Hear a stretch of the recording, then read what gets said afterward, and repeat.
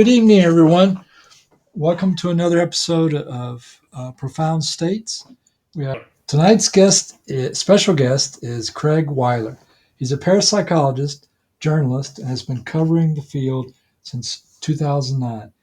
He is a San Francisco Bay Area-based author and science editor for Paranormal Daily News.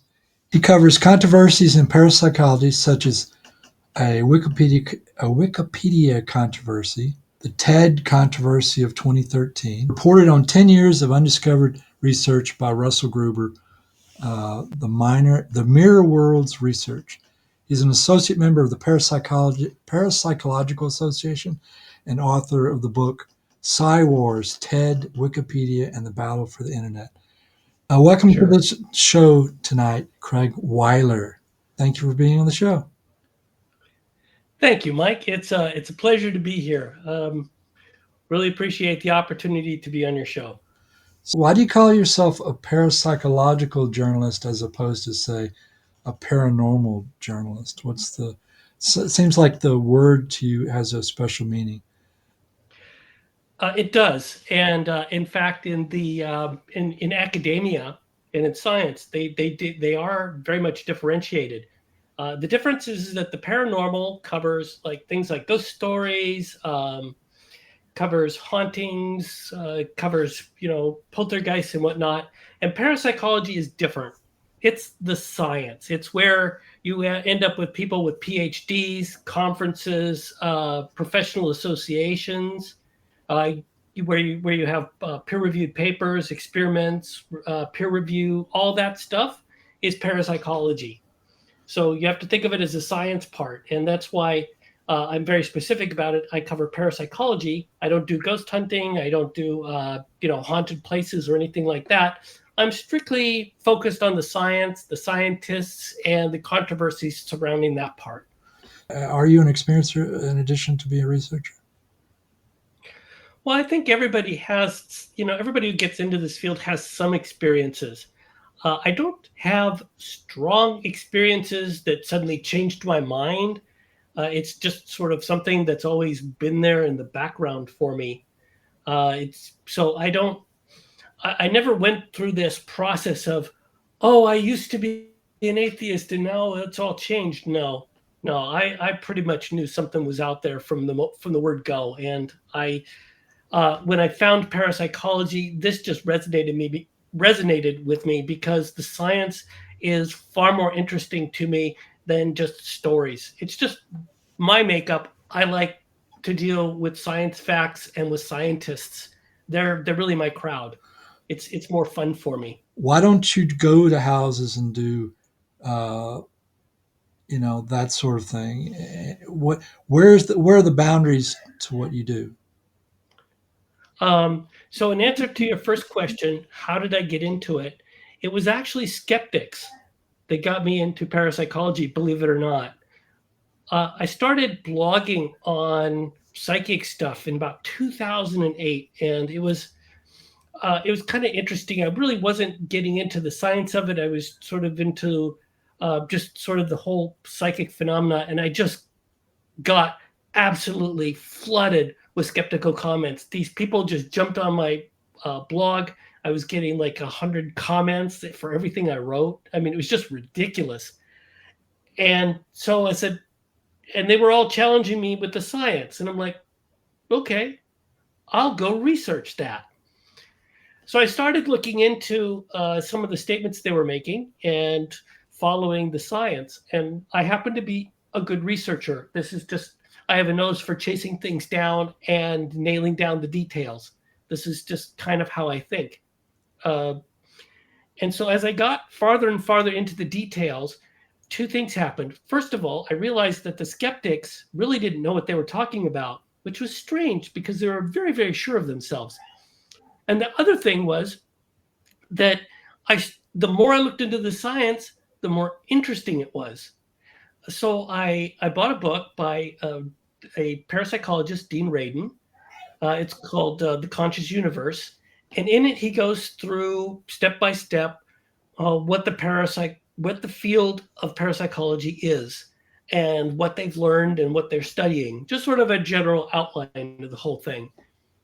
And I'm looking at that and I'm looking at these skeptical comments, and it's like, hmm, that's interesting because the science was nothing, absolutely nothing like what I'd seen. And the more I studied the science, the more pissed off I got, which was an interesting reaction. But it was like, why has this been kept from me? Why why isn't this shared? This is obvious science. It belongs with all other sciences. So why is are these scientific results, these scientific experiments being withheld? This doesn't make any sense. And I was pissed because I knew who it was. It was the skeptics.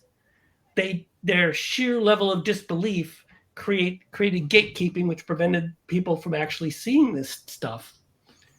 And then I started blogging on it more and getting more into the science. And to my surprise, they parapsychologists suddenly knew who I was because were they were paying attention to my blog and they thought it was interesting. So Entangled Minds is the updated version. If you've read one, you've read the other, basically. So before, so you got started in the parapsychology research in 2008, yes? Yeah. Mm-hmm. Okay, so before that, did you have any paranormal or any type of experiences that were odd? Maybe not paranormal is not the proper word, but anything that you would consider you look back and go, that was kind of bizarre that ever happened to you in your whole life? To be honest, the problem with me answering that question, and you're not the first one to ask, by the way, the problem I have at answering that is all of it felt normal to me. So it didn't, I never had this point where it's like, oh, wow, that's unusual because I was never surprised by it. So when I had synchronicities happen or when, for example, knew somebody was calling or something, it's just like, oh, okay, that's that. And never thought any more of it. So I don't really have a collection of these stories in my head because they never stood out for me. Reality is a subset of a much larger construct, which includes the paranormal or the parapsychology, the paranormal, or any other label you want to give it is just a a segment of that of both of those of the reality and the larger construct, which is includes that. I would agree.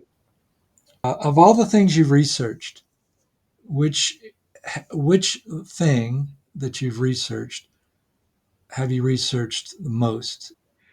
Well, that would be the Mirror Worlds research by Russell Gruber. uh, Somebody that you probably haven't heard of. He's not one of the premier people, but in his particular case, he'd been doing all of this for several years, I think 15 years, at East Illinois University, if I remember correctly. I could be wrong. But he'd been building up a portfolio of experiments that were basically uh, uh, not doctoral, but they were student projects that they got their masters from. So these were getting peer reviewed by several people, and there were a series of several experiments that were all done that all kind of connected together.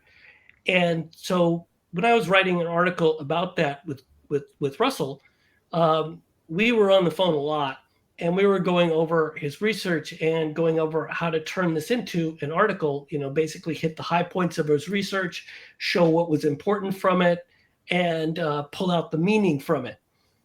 So that was an interesting process there, because when we started, he had 15 experiments, and that was it. And so from there, we turned this into something that he could explain to people. Mr. Gruber, what was his first name again? Russell, Russell. So you worked with him directly. yes, yeah, we were. He lives in Hawaii, so we were doing Zoom a lot. You're saying he was creating experiments for his doctoral students to get their doctorate. Is that what you said, or did I hear that It wrong? was a master. These were master's projects, Masters. Okay, not doctorate. Okay. right? So they were getting their masters, and these were their projects for their masters. There's their master's thesis. Yeah. Hmm. And what is a master's thesis? What is it in general? What is it, without going too deep? What does it entail that you're aware of?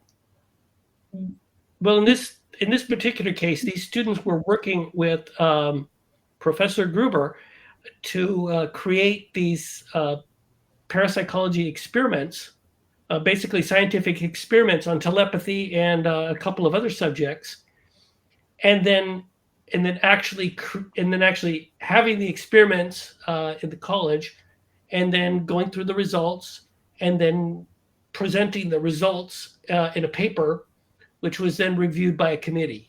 Did you find the guy first of all?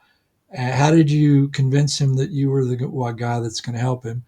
And then what exactly did you do for him?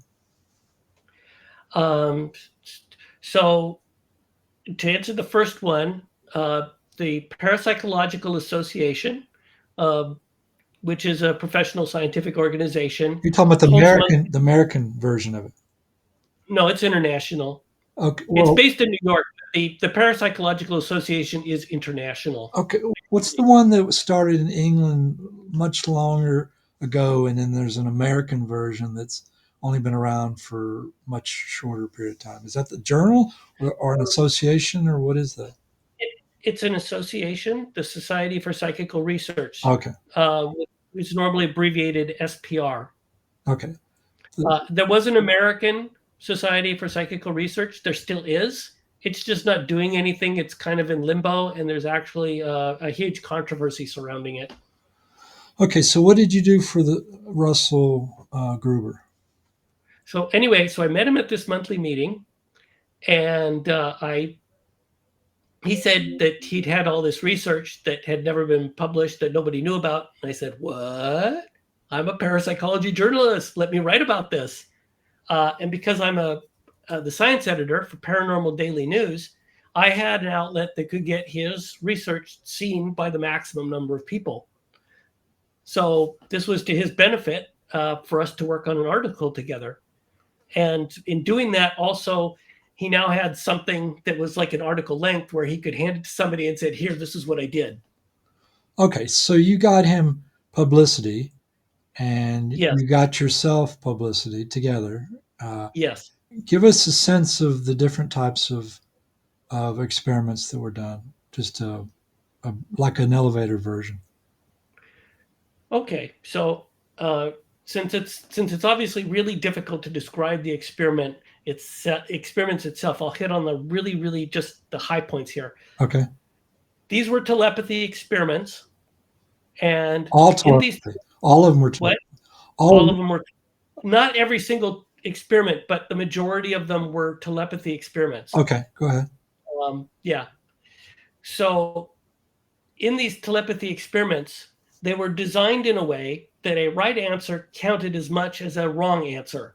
So statistically, they were the same in this particular experiment. They designed them so that you could, it was a 50-50 chance of getting or I'm sorry, 25% chance of getting a right answer and a 25% chance of getting a wrong answer. This is how the experiment was designed. So if so, and this experiment was designed to find out whether people were resisting telepathy by getting answers wrong. When you first told me what he was doing, it sounded like they each had their own different type of experiment. But now that you describe it slightly deeper or in more detail, it sounds like it was one experiment conducted across the entire class. Is that Um, so there were they did many different experiments. Most of them had to do with telepathy, and all of them had this particular design, but they were looking for different things. okay? So, in other words, he said you can do X experiment or Y experiment, and you have to have it. There are certain parameters that I'm going to set for you. The rest you can set for yourself. you can design. You can the design part of it. You can kind of choose yourself. Is that what he did? Okay, the actual specific interactions between Russell Gruber and her students and his students was not part of anything that I covered. So I don't know exactly how much was him and how much was the student, but the experiments had a theme to them. Go ahead. You've got us hooked. A theme. Okay. The experiments were by and large telepathy experiments. Yes. And Russell had made sure that they were designed so that right answers and wrong answers counted the same. Yeah.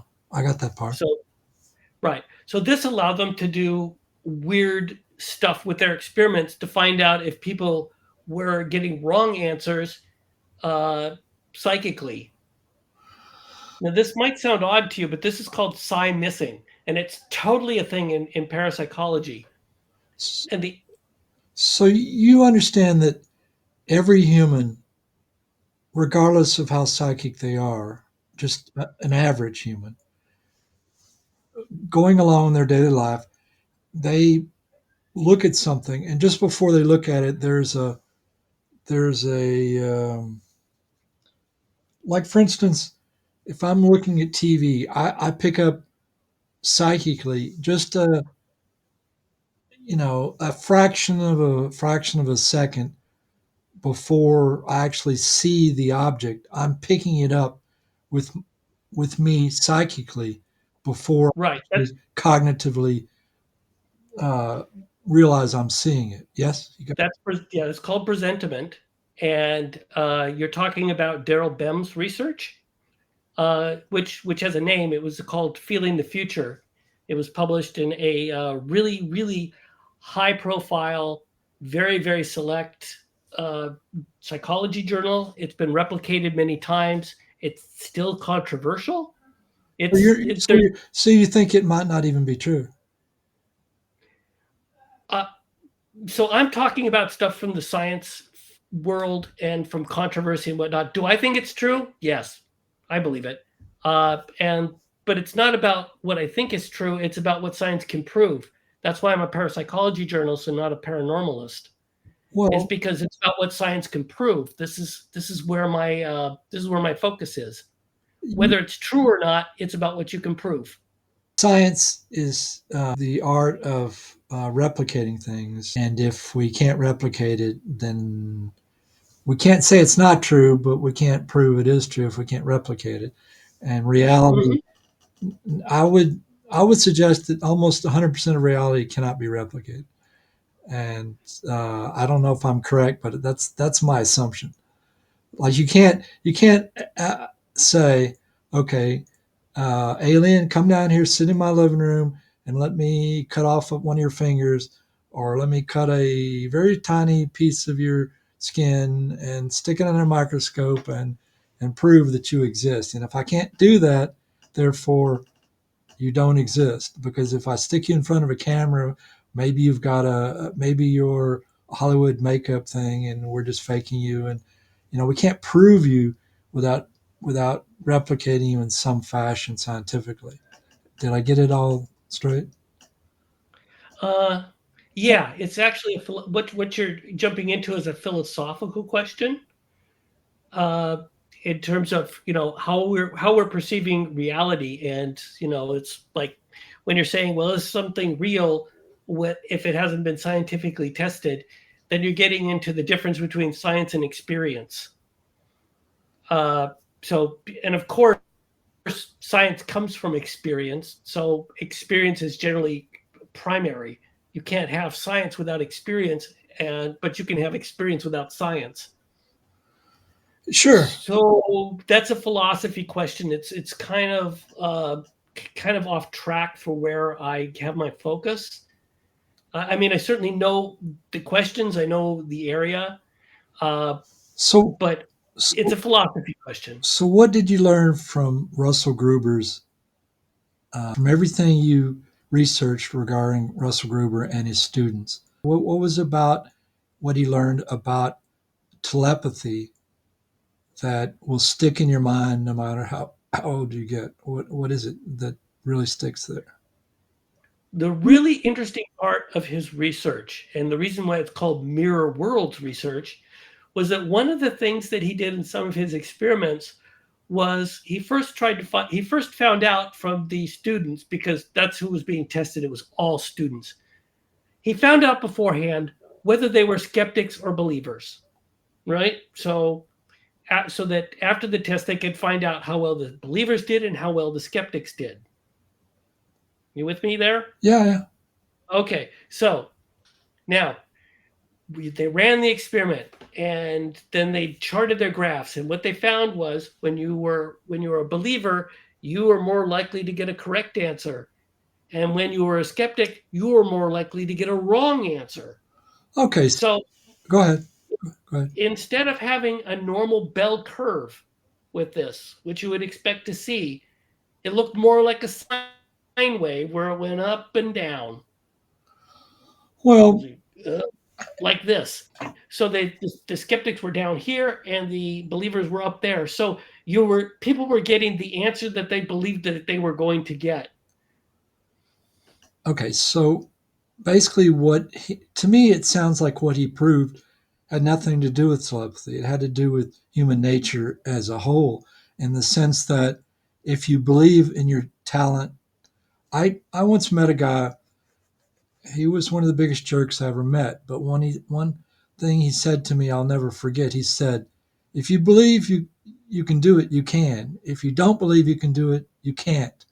So Okay. basically, you're saying that his experiments proved what that guy was saying. If you believe you can do it, you can, and if you don't believe you can do it, you can still do it, just not very good. Well, here's the thing. Um, so a the answer from a skeptic. So if the skeptics were delivering the answers that actually matched what they believed, their answers would be merely chance. It would just look like a flat line. They would get as many right ones as they got wrong ones, right? If Because they had that's no what they psychic talent whatsoever, if it was totally flat. right. Well, psychic talent means that by chance they got some right and some wrong. So that's chance.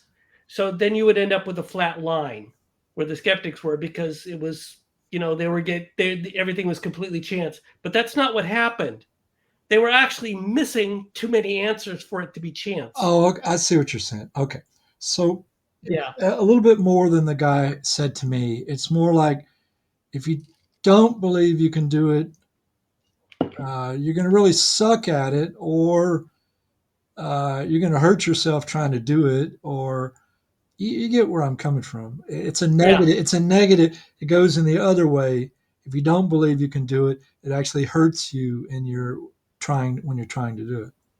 It hurts your Yeah. ability. You're not even going to reach average. You're going to be like below average because you're believing negatively in yourself. Is that did I get it right that time? Yeah, so let's say you were betting on horses, but you did absolutely didn't believe in being able to win. You would statistically lose more bets than normal. Well, because you would So you're actually some part of you would influence your choice of which horses you thought were going to win, and that part of you right, is a negative. It's not a even chance. It's a actual, it's right. pushing you to choose the wrong horses. Yes, that's it exactly. That's it. Now you've nailed it. So I That's what got the it, right? research shows. All right, all right. Now that I got that, let's move on to now. Let's move on to the telepathy tapes. Uh, Okay. is there anything between your work with Russell Gruber and the telepathy tapes, which you got in maybe not as deep as the telepathy, not as deep as his his experiments, but maybe deeper than you did with the telepathy tapes? Is there something that comes to mind? In other words, not, So the telepathy tapes, when I was looking into that, that was a different experience than with Russell Gruber, because the first of all, it's a podcast. There are 10 episodes, so you're listening to the telepathy tapes. There isn't There isn't research to pour over because this is it's basically a story of something. Right. Um, Now, it did deal with Diane Powell's research. She's a psychiatrist, and she's been studying for many years autistic savants. And a little over a decade ago, she kept hearing about stories of telepathy, so she decided to test those. And so she has some of them that she's tested for telepathy, and the telepathy was way, and I mean way beyond anything anybody could have imagined. Uh, we're talking, picking 8 numbers in a row uh, that were random. It's which is insane level of accuracy. It's an insane level of accuracy. So the the person that created the telepathy tapes, Kai Dickens, started with this research and then began interviewing people with these autistic children and ran into this telepathy everywhere. And when she did informal tests herself, she got essentially the same results. And she started interviewing all of these people because that's what you do for a podcast, right? You're interviewing people and you're building a story and you're trying to show something. And so from her, she started finding out more and more about this world, and that's what she shared in the telepathy tapes. And she, when you listen to it, it blows you away. So from my perspective, I started out with a completely different situation than what I normally deal with, because I normally have peer reviewed or very scientifically written up papers to deal with, and then I have all the arguments and stuff because that everybody's done, and I put this all together and then put it in an article.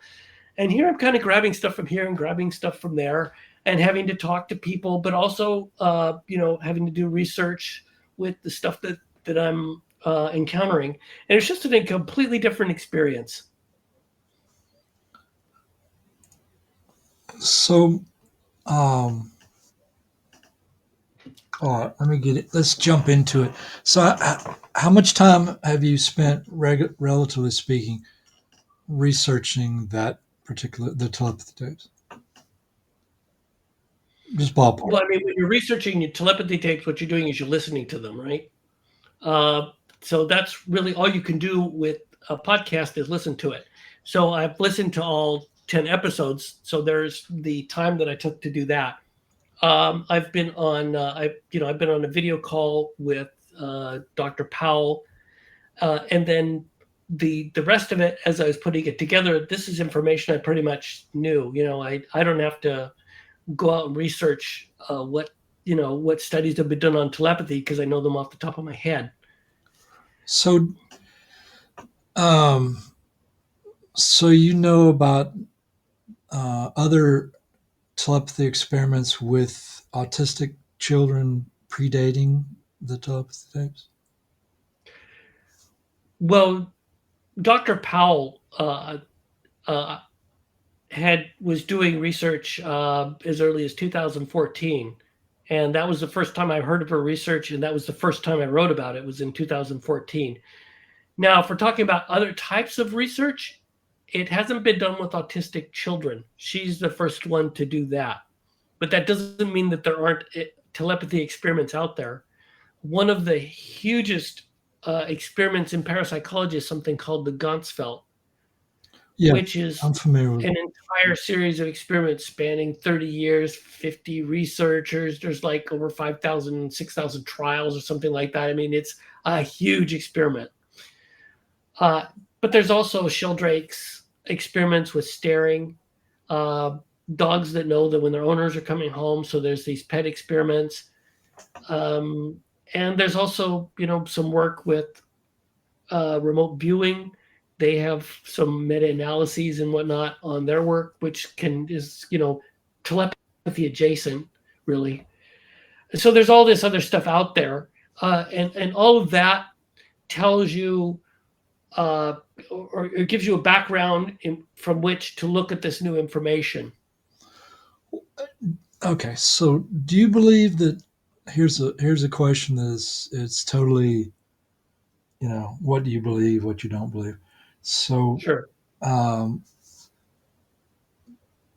I assume you know the statistic that from JFK's vocalizing this a lot recently, plus other people. There used to be one in 1,000 people were autistic, and now it's down to 1 in 30. Do you believe that the increasing number of autistic children, irrespective of causation from vaccines or lack thereof, do you think that might reflect the possibility that humans are evolving to gain some talents, or the alternative is that some souls are choosing to incarnate on Earth as humans with. I think Willie Strieber got into this in some interview I was watching him say. He said something like, "A lot of former aliens or people that were aliens in other lifetimes are choosing to come here, and the problem with the whole scenario is that they're choosing to be extremely autistic." I think they said something to that effect. So I guess, do you have any thoughts anywhere inside that open-ended question? Oh, wow, that's a handful. So that's a spiritual question. So when you're asking me that one, I'm just a regular dude having an idea about it. I don't really uh, I haven't studied anything along the lines of what does this mean spiritually, because it's not a question that comes up in science. It's not something that they would even ask. Okay, well, let's go down a different road. So, Okay. if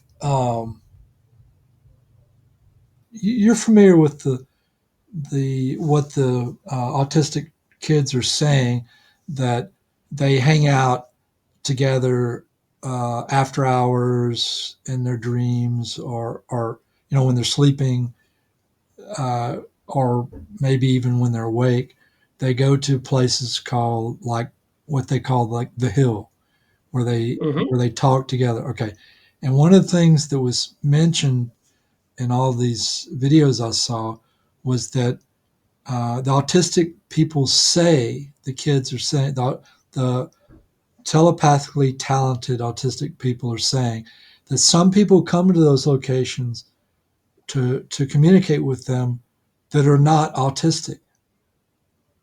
So, is there any thoughts you have? And that's another open-ended thing. But Okay. So we're dealing with a population that appears to be telepathic. yes, Uh, so, from my perspective, I think there's enough evidence to suggest that they are. If you take everything together, as from the scientific research that's been done to God knows how many instances of people noticing that telepathy was happening around them, so many times that it begins to normalize for them. So you've got that situation. So let's establish here that they are telepathic. So what would you expect telepaths to do? Well, particularly if they have bodies that aren't cooperating with them, and you still have this incredible need for human connection. So what better way to do this than establish a meeting point where everybody connects and gets to hang out and they get that human connection that they need, because otherwise your life is a living hell. So this makes perfect sense for them, and it's something that it's not just like, oh well, that's neat, but it logically follows from what we know about human beings that they'll find this way to connect. And would other people join that aren't autistic? Sure, why not? There's Once you're in that space, you're obviously not dealing with a body, so there's no prejudice there. Uh, Certainly nobody's black, nobody's white, nobody's tall, nobody's thin. Uh, nobody's beautiful, nobody's ugly. Everybody just is, right? Because this is telepathy. You don't have a you don't have a physical human being there. You have their essence or whatever you want to call it. And so there's not going to be any judgment about somebody from that perspective. So if somebody shows up that's not autistic, they look the same as everyone else. If we're going from 1 in 1,000 people are autistic to 1 in 130 people are autistic, and you hear all these notions of our vibrations are going up, new age stuff, or we're evolving, or somebody came up with a notion scientifically that humans are actually genetically evolving faster now than ever before. Now, I don't know how much scientific evidence there is along those lines, but maybe you know something in those areas that you could say that is a So response that might be cogent. yeah, that's a really hard one to nail down. Are we getting more evolved? Because it's not really it's a state of mind. It's not a state of brain. So that's not something that can be measured in science. And even if you could measure it in science, um, we're only doing this sort of mapping in the last what 30 years. Uh, where you have enough equipment to actually map this stuff, and that's hardly that that's like a burp on the no, not even a burp. That's like the beginning of a sneeze on the evolutionary scale. I mean, it's nothing. So, what So I don't know how you would measure that at all. you gotten into subtle energy in your research? Well, psychic ability is subtle. No, no. So When I say subtle energy, I don't mean okay, as distinct from psychic energy. Subtle energy, as in um, like with Tai Chi, Qigong, Kung Fu. How many ways can I say this? Samadhi power, Jorikai, sexual energy, laying out of hands. There's what is there? There's um, there's research on laying on of hands, well the and there is research on mind matter interactions. Um, and so like I said, I'm into the science part. If it ain't science, I'm not paying any attention. It's well. not that it isn't out there. It's not that it's not valid. It's just it's not my area of focus. So when you're talking about these subtle energies, if it's not something that people are measuring, scientists, then I'm probably not going to know much about it. So do you know who ISEEM is? ISSEEM. I think Nope, there may be three no Is. idea. What's that? Nope, no idea. Okay, it's a scientific group that's it's like the organization you were just talking about. It's a group of people, scientists across the world that study subtle energy. And um, have you ever had acupuncture done on you, or talked to anybody who's had acupuncture done on them? Yeah, I've had acupuncture done like 2 hours ago. Okay, excellent, excellent answer. Okay, so did the guy stick the needle in and start turning it and say, "When you can feel something, tell me, and I'll stop turning it"? Um, he did that. He does that once with one needle. When he at the end of the thing when he wants me to sort of return to normal. The rest of the time he puts the needles in, says, "See you in half an hour." So he doesn't turn them. He doesn't ask that question. Basically, No, he doesn't. is he Chinese? Yes. Okay, so uh, have you ever experienced any energy in reference to your acupuncture treatments? All the time. Okay, so how does the energy manifest with you in reference to your to your acupuncture? Tends to bring up emotional issues So related to what he's working on. so you're experiencing energy from a psychological perspective. Yes. Do you experience energy in reference to your acupuncture, which is not of a psychological nature? Yes. And how does that manifest? I just feel it. And What? how do you feel it, and where do you feel it? Um, that's a good question. So, it's energy, so and like you said, it's subtle. So it's just like, there it is. Obviously you feel it's something in your body. That's the way you heard that. This is the feedback that you're getting, and you go, okay, well, this feels a certain way in the body. It's got kind of a hum to it, a vibration, or whatever you want to call it. So And so it's like, go ahead. let me draw this out of you a little bit. So when you say you feel it in your body, is it Hmm. your whole body or a part of your body? Part of my body, Which part? whatever needs working on. I once had a hypnotherapy client who had um, so much pain that the only time she ever got out of the bed was to use the restroom and maybe make her sandwich or something. But otherwise, she was totally bedridden 24/7 for years. I had one session with her. After that, she had no back pain for like 1 or 2 months until she came to me again. And then uh, she had similar effect every time. She only came a couple times, but um, it was she had absolutely no pain for quite a considerable amount of time after a single session. And Oh, um, my point here is that how do I put this? Your mind is a lot more powerful than you give it credit. I think that's where I'll go with that. no argument here. I would agree with that statement. And your research regarding telepathy. What did you learn that you didn't already know before you got into that research and that her research? What did you learn unique that you didn't know already? Well, when we're getting into the telepathy tapes themselves, as I told you earlier, I already knew about Dr. Powell's work, so I knew that there were kids with telepathy that were, producing absolutely jaw-dropping results. But the part that I didn't know about was the greater community, and that's a lot of what was covered in the telepathy tapes. That there is not just some isolated kids doing wowzer telepathy, but that there's a greater community of kids and they're talking to each other telepathically, which, if you think about it, it's like, yeah, of course, why wouldn't they?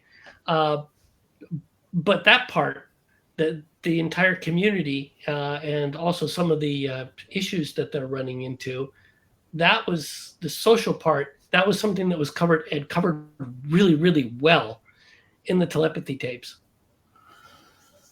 So I assume in your outside of your research, but in your normal day to day activities, you've heard the notion that abductees, contactees, experiencers who encounter aliens say that the primary, most common form of communications that aliens use is telepathy. Yes, you've heard that. Oh yeah, that's not surprising at all. But have you heard it, or you just heard it from me just now? I've heard that before. I bump into um, the UAP research every now and then, kind of look at it and go, that's interesting, but it's not really my focus. Uh, there's definitely a connection there. It's taken seriously by the Parapsychological Association. There are people who study this stuff scientifically, so there's definitely stuff out there, and it's hard to imagine that there wouldn't be a situation where they're using telepathy. Telepathy is so much more than ordinary speaking. It can convey tons more information. I've heard from different people uh, about very different types of telepathy, where they're describing it and they're saying, well, most people think it's X. Well, it's not really X, it's Y, Z, and B and C. It's really, you're conveying pictures, you're conveying ideas, you're conveying all kinds of things in a very, very, very short amount of time. You're just being bombarded with this huge amount of data. And somebody I listened to recently was saying that they were getting that type of communication from an alien, and it was actually hurting them. It was bothering them because it was so much data coming in. They couldn't really wrap their mind around it. It was just like drinking from a fire hose. And so, have you are you aware of your being as your research with the telepathy tapes or telepathy in general, or have you come across different levels of telepathy or different speeds or different talents or anything that speaks towards the notion that it's not all the same, that one person's telepathy is not the next person's telepathy, that sort of thing. Well, I think something like that shows up in the scientific research because depending, one of the things that you have to do for telepathy to have a chance is you have to tune down the rest of your senses in the body. So, for example, with the Ganzfeld, they put people in a very comfortable position. There's nothing to look at. They cut a ping pong ball in half and they stick it over their eyes, so Right. all they see is some color there. And there's nothing to feel, nothing to touch, so that you're kind of in a floating sensation when you're a receiver, so that you're not getting a whole bunch of input from other directions.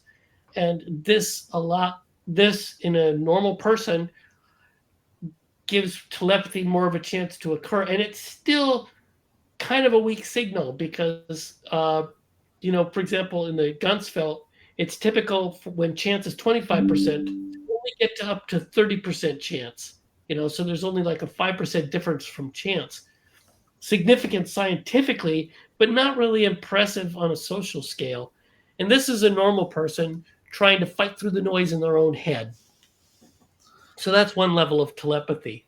And then you have these kids, they're basically halfway in their bodies to start with. So they don't really have a great connection to their bodies. So most of their mind is free from all of this stuff exterior to them. And and so they don't have all the distractions and they're picking it up in a big way. And they're obvious. And then the more you can pick it up, the more you can receive, the more you will receive. And that, I think, is a matter of training as well. So, did you see the? This is staying within the scientific realm, but slightly out of the parapsychology area. Did you see the congressional hearing that happened 2 or 3 days ago, or that was put on YouTube 2 or 3 days ago? I think it actually happened about a week ago. Do you know regarding aliens? Did you see that? Oh no, I'm sorry, I didn't see that one. I haven't been following the UAP stuff very closely. That's an entirely different group of people that I don't normally. Right. I've been around them. Uh, I was on a signal group with Lou Elizondo for a little while, but it's not really my jam. So I don't have anything to contribute to it. I don't write about it normally. It's not an area where I feel like I have any expertise. So, do you have any, given your research in parapsychology? So my ideas of aliens are that aliens are sort of a subset of the paranormal in the sense that, um, okay, so humans, we're stuck in a given segment of reality, this realm, okay, but aliens can be here at this realm, but they can also, if you believe people, they can be far at other levels far above this one. And so I guess the question comes down is, um, do you have any ideas that you've developed about aliens, positive or negative, given your research in parapsychology?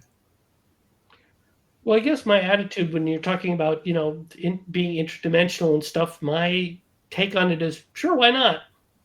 There's no reason that can't occur.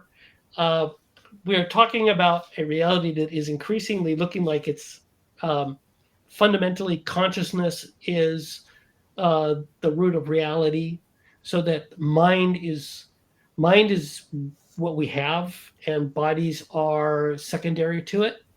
This is something that came out in the telepathy tapes, by the way. And if you have that situation where consciousness is fundamental to reality, then interdimensional beings, being able to travel the thought of mind, being able to materialize, sure, why not? There's the limit. The, the limit. Well, there is none. So The, do you think they're coming here at this time to Earth, or again, sure, why not? okay? So you've seen the, I assume, the gun camera footage from the from the jets, and you've seen probably the coverage of the recordings that were taken on the aircraft carriers from from the Navy. You've seen all that stuff, right? Casually, Yeah, I mean, just the stuff that everybody else has seen, right? right? I've seen the stuff that other people see. Yeah, that's pretty much sums up my experience. Okay, so did you have you come to any global understanding of what you or belief regarding aliens and us interaction? Did have you reached any conclusions in those areas regard in You any know, fashion? actually, yes. One of the things that's been coming clear to me over time is that we are dealing with telepathic people, extraterrestrial, and they are waiting for us to develop telepathy, because until we do, we aren't going to get our act together. Uh, it isn't just telepathy, being able to read minds. It's in order to read minds, we have to have a connection to each other, and we have to be able to think as one in order to not fuck up everything, right? the this ability to stay connected to one another will obliterate all of this subterfuge that's constantly going off in the world, because with telepathy you can't have that. It's impossible to keep secrets. And so we've got all this fear and everything else generated, and until we have a telepathic connection that we share with each other that we're aware of, all of that stuff will continue. It's this belief in separateness that's keeping us where we are. And so they're waiting for us to develop this telepathy. And when we can talk to them telepathically, then they're like, okay, we'll talk to you. Let's have a real connection now. Because if you can't do it this way, we're not bothering with you. So since the autistic uh, children or people, I'll Mm-hmm. call them people because not all of them are children, uh, who are obviously telepathically superior to the rest of to most of the rest of mankind, Mm-hmm. uh, and aliens are waiting for us to grow in that direction. Have you ever thought of the notion that the increasing number of autistic, very telepathic children being born on the earth might indicate or might be keyed in somehow to help mankind make that alien larger picture connection quicker? And have you thought about that at all? A little bit. That's an interesting take on it. I hadn't connected it completely to the aliens, but that certainly makes sense in a from a spiritual standpoint. If you increase the number of people who are operating telepathically, it's going to get into the collective consciousness and start to move the needle, so to speak. Now, So, there is a collective consciousness. You can actually measure that. It's called the uh, CDP. Okay, I'm gonna skip that for the moment. But they are measuring collective consciousness. But if you're going to move the needle with something, you need a lot of people to do it. so when you say measuring collective consciousness, you mean the machines that are random number generators that Yeah, the Global Consciousness Project. That's it. right that went off the scale just before the 911 event. Yeah, they're there was a measurement. There's some question even among parapsychologists whether that meant anything, but they did get some measurements. Do you have a copy of your book handy? Um, yes, I didn't plan on grabbing it and shoving it in front here. I've got everybody. There it is. Got everybody else's. I take it this is your office. Okay, this is my book. Back it up a little bit, right? No, There we go. all right, don't. Sky Wars, TED, Wikipedia, and the Battle for the Internet. Okay, great. Thank you. Yeah. So Uh, that is a whole different story. That's about a controversy that happened at TED in 2013, where they banned Rupert Sheldrake's talk on the what they called the science delusion, where he was basically questioning materialism. in your research over the years, what have you learned that's most interesting in the psychology, parapsychology area? What I think one of the biggest surprises for me was that parapsychology was there at all. That we tend to not understand that it's a real science. They are, for example, the Parapsychological Association is an affiliate of the American Association for the Advancement of Science, which is the umbrella organization for all of science. Parapsychology has been a part of this since 1969. So it's a real science, and then when you dig into it you find out that there's all these studies on all these different things. There was one of my favorite old-timey ones was a researcher in the 1950s that that investigated passenger train accidents, and then he would look to see what the passenger list was that day and whether the number of people on board shrank during days when they had accidents. And that's what he found, that subconsciously people were avoiding these train accidents by simply not taking the commuter train. It's not something you could ever test for now, uh, but back in the 1950s, they actually had that test. And like I found that even when you account for weather and everything else, people were avoiding taking trains that were doomed. And how did the information come out as far as how did they learn that people were avoid? Did they? Okay, so Passenger lists, he took passenger lists right? They and had he all the correlated passenger, those with accidents right? and learned that the passenger list dipped on days they had accidents. Correct. Yep. If you got stuck, if I could stick you on an island and you could only read the research of one area that you've gotten into, one set of experiments or one area, what area comes to mind or set of experiments come to mind when I ask you that question, if anything? Oh, if I had something that I just had to chew over for a long time, I would go for a theory, not an experiment. And that would probably be I'd take the time to really understand Rupert Sheldrake's morphic resonance, because I think that's a really good one.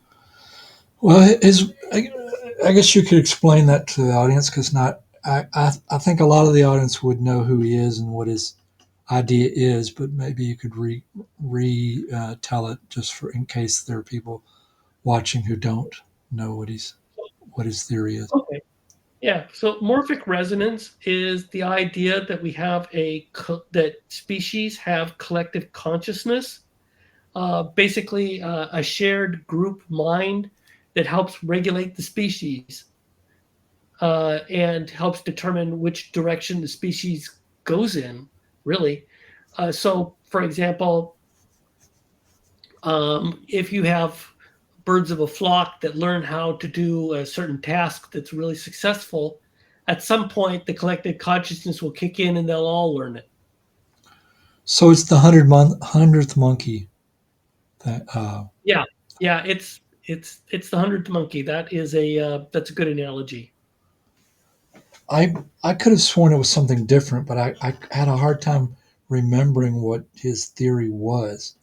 Well, it's a little bit more involved than that, but Hundredth Monkey is a fairly good, you know, thumbnail of it. So we're all connected in some fashion, and if one of us learns, the rest of us get some access to that in some fashion. Yeah, and this is where we get back to the autistic kids. When there's more of these telepathic people, you're getting closer to the hundredth monkey. And okay, so if we subtract the aliens from the question that I had earlier, there are more autistic people being born now than ever before, according to science. And Hmm. uh, this is going to help mankind evolve in some fashion, regardless of whether aliens are included or not. And so, do you have any ideas along those lines? No, no idea. Everything's really chaotic at the moment, obviously, in our world. I have no idea when you throw in these telepathic kids how that changes anything. Uh, So, you're not sure if it's going to help at all. um, Possibly. I don't understand any of it. I need more data. It's a large picture to even try to wrap your mind around the It direction of it is. mankind, the direction of mankind, the evolution of mankind, the future of mankind, telepathy. Throw it all together, it's a it's a nebulous mix that is not really well nailed down in any fashion. So, That would be my take on it. from Yeah. a scientific perspective, I guess we're in agreement.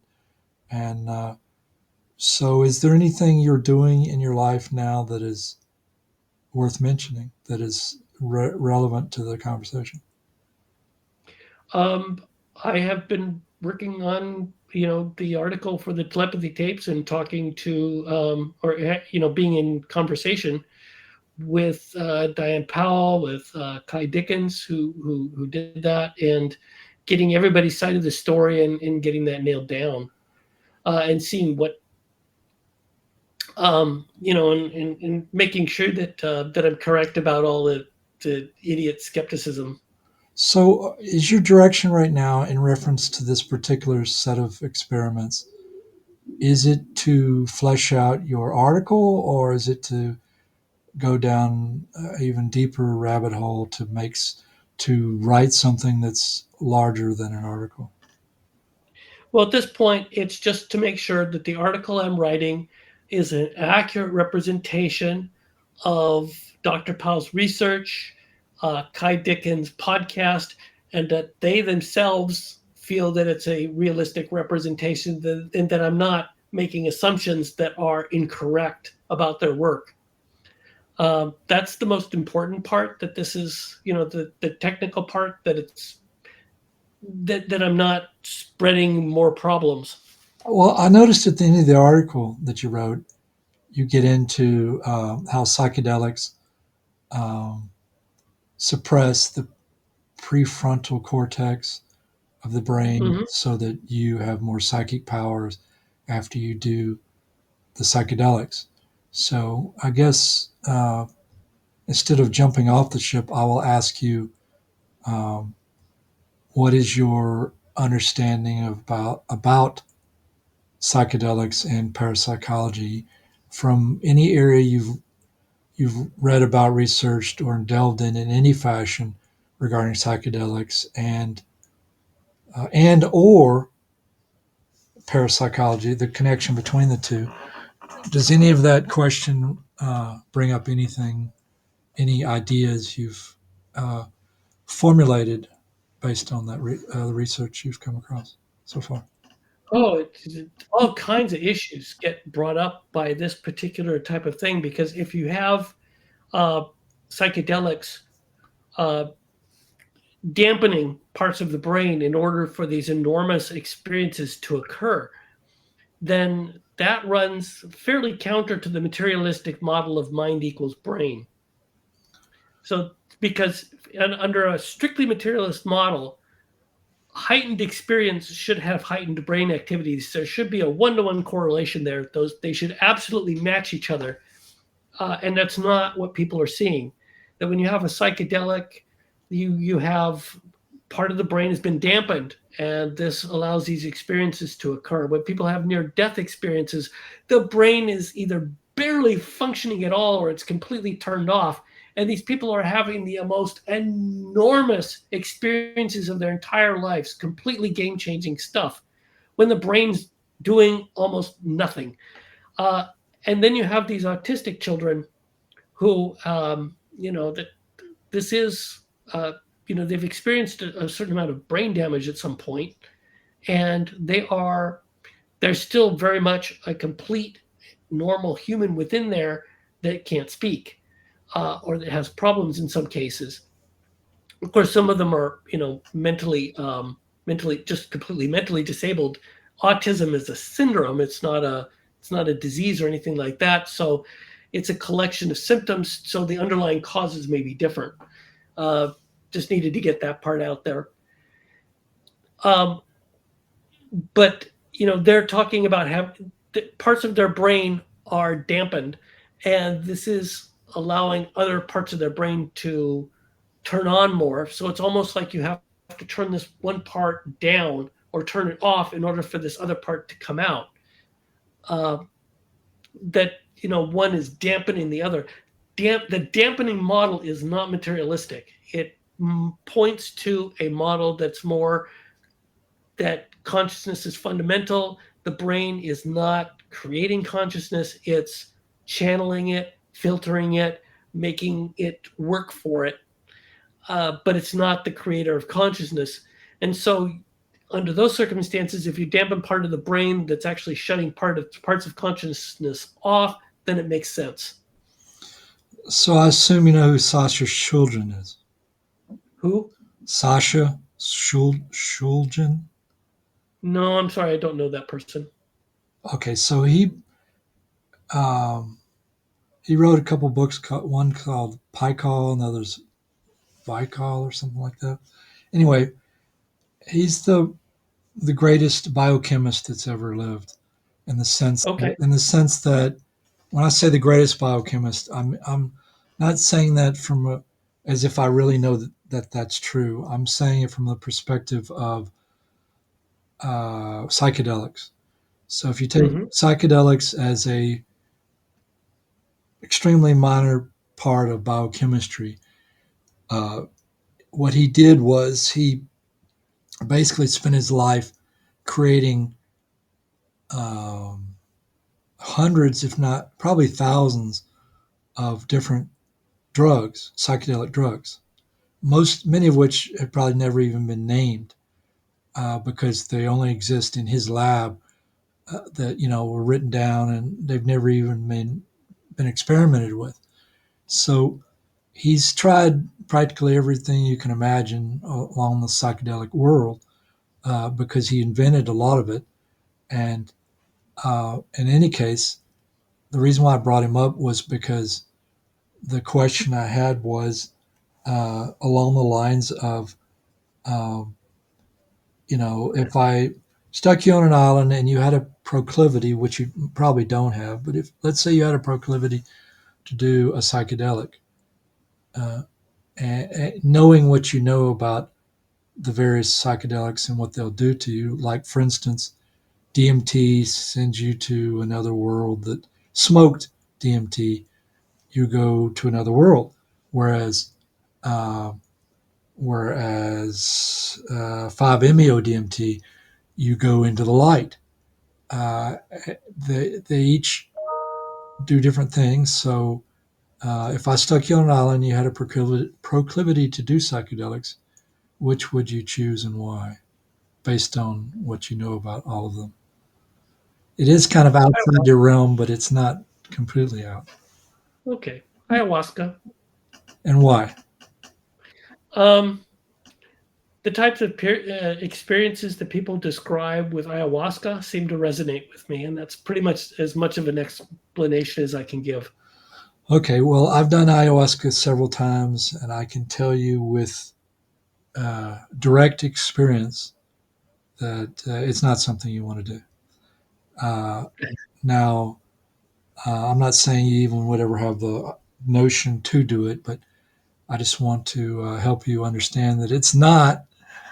Okay. So if you read, I've read tons of stuff before I ever did ayahuasca. I read tons of stuff on it, and I even read books, and I watched every YouTube video that was out there that I could get my hands on. And what didn't register in my mind, which I knew before I did it, but it didn't really register, was the number one experience with ayahuasca is hell. People experience hell, an experience of hell, more than any other experience that's uh, that people experience under ayahuasca. It's the most common experience they have, and it helps a lot of people. I'm not saying it's not a positive, it doesn't have a positive side, but you do go through hell to get there. And so I guess that's part of the reason why it's so effective, because it scares the you know what out of you. And it scared the you know what out of me more than once. And uh, and so anyway, I just thought I would mention that. And if you have a response, go for it. Oh, um, yeah, that sounds more like this is something I would do. Actually, not less. Oh, really? Um, Because I said just because I said that, it encourages you yeah, rather than discourages you. it does. Yeah. Oh, interesting. How interesting. I deal with skeptics and some of the real negative aspects. Some really really awful people trying very hard to make things awful for other people. That's a lot of what skepticism is. So, am I afraid of hell? No, been there, seen what it looks like. This is not something new to me. Well, ayahuasca is not a visual drug; it's an energetic drug. So That's fine. the 99.999% of all the people who do it the first time, second time, third time, a whole bunch of times, they never actually see. It's not like LSD. They never or smoke DMT. They never actually see anything. It's not visual. It's totally energetic. And to Okay. to So explain, go ahead. you have your worst fears thrown up in your face. I can do that. Well, it's hard to explain. How do you explain hell without there's no visuals? You don't see fire. You don't see demons. You don't see there's no aspect of hell. We think of hell Oh, as being a full experience. There's got to be something visual there, and the drug doesn't give you anything visual, but you still go through hell. Like, how is that even possible? Psychologically speaking, how is it even possible for you to go through hell without any visual of any kind? You get my drift? yeah. No, I don't think I'd have any problem with that. Yeah. Well, I don't see that visually myself anyway. I don't think of it that way. It's hell is more of a state of mind. Well, a 5-MeO DMT, from what I hear, takes you to the light and is like the ultimate drug. And some people think NN-DMT, which is the one that is in ayahuasca, uh, is the ultimate because you go to another world. But to me, 5-MeO is more the ultimate because you're going into the light, which, if you look at it as a not from a skeptical perspective, but from a believer perspective, you've gone back to God, you've gone back to the source, you've gone back to the center, or maybe even where we're still at, but we just don't know it. Uh, but you're going to the level of it to where you don't want to come back because it's so Mhm. good there. And if it's not a it also has a scary component because you have an ego death before you get there along the way. As you're going out, you feel like you're dying, and so it is a scary experience also, but it's not the same as ayahuasca in the sense that Okay. ayahuasca is a persistent scary thing, as in 5-MeO DMT is a, you have an ego death, and then you get this huge reward of the light as a result of putting yourself through that ego death. It's totally different, But anyway, Mm. I met a guy one time that had taken in smoked DMT, and I asked him. I said, "What was it like? Tell me the experience." He said it scared him so much he wouldn't even talk about it because he was afraid of it coming back. That experience returning of That's him. pretty scary. Yep. Yeah, Hey, listen, gotta I've go, got to run. gotta go. Yep. Yep, I understand. Let me stop the recording because otherwise we may not get it. Stop the recording.